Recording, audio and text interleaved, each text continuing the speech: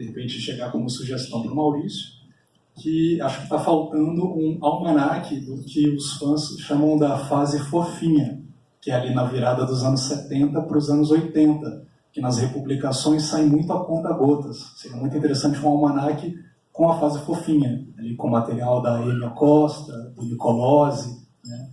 Que é justamente a fase em que eu acho que as histórias da Turma da Mônica estão no auge das suas possibilidades quadrinísticas, né? Diferentes angulações de câmera, diversos recursos das histórias em quadrinhos, né?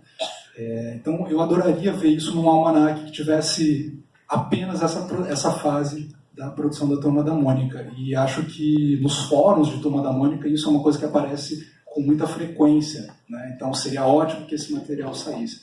Outro que eu acho que também seria interessante sair agora, né, nessa efeméride de 60 anos, seria a produção da Folhinha de São Paulo, né, do final dos anos 60, que tem umas capas muito legais que o Maurício produzia naquela época, né? Ele tem um estilo muito dele ali naquele momento. Então, primeiramente, essas duas sugestões, acho que seria muito legal a gente poder ter isso. E já que eu falei nessa chamada fase fofinha, eu gostaria de saber se, por acaso, vocês têm informação a esse respeito, como é que foi ali na virada. Na verdade, não é nem na virada, é mais já nos primeiros anos da década de 80, os quadrinhos da Turma da Mônica, eles passam por uma simplificação.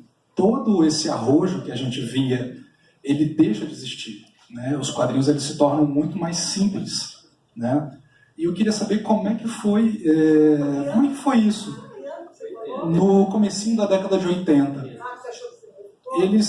A impressão que dá é que muda o model sheet, assim, a gente vê que tem algumas coisas que não existem mais, né? Nessa questão dos recursos da história em quadrinhos. Eu queria saber por que essa opção por deixar o quadrinho mais simplista. Como é que foi isso, assim? É o seguinte, tem até uma divulgação da evolução da Mônica. Ela tinha o cabelo todo espirrado, e no começo, né, então ela tinha o cabelo todo espirrado e foi modificando com o tempo, porque o Maurício ele desenhava muito no bidimensional. Quando você começa no início dos anos 80 a ter que fazer desenho animado, você tem que simplificar, porque senão você não consegue fazer o tridimensional, e na época não tinha ainda os computadores para fazer 3D e não sei o que era, essa coisa toda. Era feito de uma forma que você tem que fazer um estudo. Por exemplo, Cebolinha visto de cima, parece uma aro de bicicleta. Se você não trabalhar direito, vai ficar uma coisa estranha. A Mônica vista de cima. Esse estudo foi feito, o Maurício tinha comprado nessa década um estúdio de animação, Black and White, e tinha lá grandes animadores, né? Um deles é o Nicolosi, que está até hoje trabalhando com o Maurício de Souza, e hoje ele produz o Mônica Toy, que não foi ele que criou o desenho, mas ele criou o estilo de animação e até as vozezinhas lá, que foi uma sacada sensacional que foi sem querer, né? Então o Nicolosi ele tinha aquela coisa de saber trabalhar o tridimensional. Você pode ver que as capas da Folhinha daquela época também era o Nicolosi que fazia, então você tinha um movimento diferente e tal, mas tinha essa coisa de você simplificar um pouco para poder virar animação e virar bonecos mais perfeitos, né? Então é uma coisa meio que pela tecnologia você tem que ir modificando. E o Mônica Toy é o mais atual, porque a personagem, agora que tem muitos anos de vida, ela já se virou um ícone. Se tem o Mickey lá nos Estados Unidos, você tem a Mônica aqui no Brasil. Então você bota os dentões e o tipinho de cabelo, essa coisa, você já sabe que é a Mônica, que nem o Mickey. Você coloca só as orelhinhas, você sabe que é o Mickey. Então hoje você consegue trabalhar tecnologicamente de qualquer forma. E a Mônica Toy foi feito mais para o público jovem, mas é claro que a criança gosta também, porque acompanha toda essa produção. Foi feita do mais simples possível para você fazer essas animações rapidamente. E com isso eles conseguiram fazer uma série enorme de animação da Mônica Toy, e tem essa visualização hoje no mundo. O país que depois do Brasil, que mais vê Mônica Toy é a Rússia. Não tem nem gibi do Maurício lá, o pessoal não conhece o Maurício na Rússia. Mas é onde ele mais visto com a Mônica Toy depois do Brasil. Então, veja o que está acontecendo com o mercado, o que está acontecendo com as coisas que você tem que desenvolver para você manter um estúdio. Você tem lá cerca de 400 famílias que você tem que manter e talvez crescer mais, dar mais emprego e tudo mais. É uma responsabilidade enorme, você não pode parar no tempo. Daí a Disney parou no tempo aqui no Brasil e perdeu o público.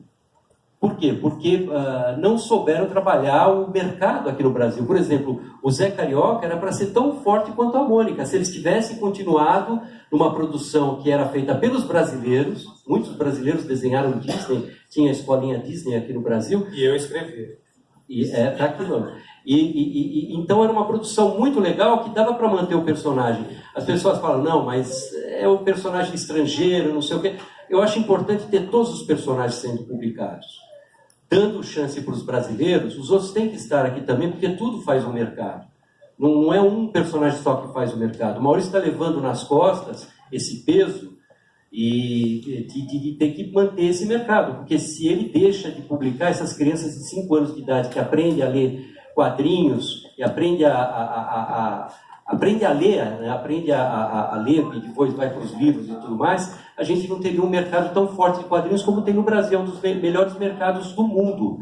O grande problema que acontece atualmente é na área de distribuição e de venda. Para chegar em vocês, os gibizinhos, está cada vez mais complicado, porque a distribuidora está quebrando, está atrasando pagamentos, as editoras, as livrarias estão fechando, porque é mais barato comprar pela Amazon. Então, estão fechando. Então, está havendo um problema agora meio complicado. Você estava falando da produção dos anos 80, acabou de lançar agora a Banca da Mônica, pode procurar na internet Banca da Mônica, que está justamente virtualmente, evidentemente, mas lá está toda a produção desde o começo. Eles estão querendo realmente deixar toda a produção do Maurício ali até para pesquisa. Então, você pode, virtualmente, pelo menos ver isso daí. E com certeza, almanacs e tudo mais vão continuar acontecendo. Quando o Maurício fez 80 anos, alguns foram lançados também, do Horácio, da época que publicava na Folhinha e tudo mais. Então sempre tem essas ideias, porque sempre tem um público que gosta disso daí. Obrigado.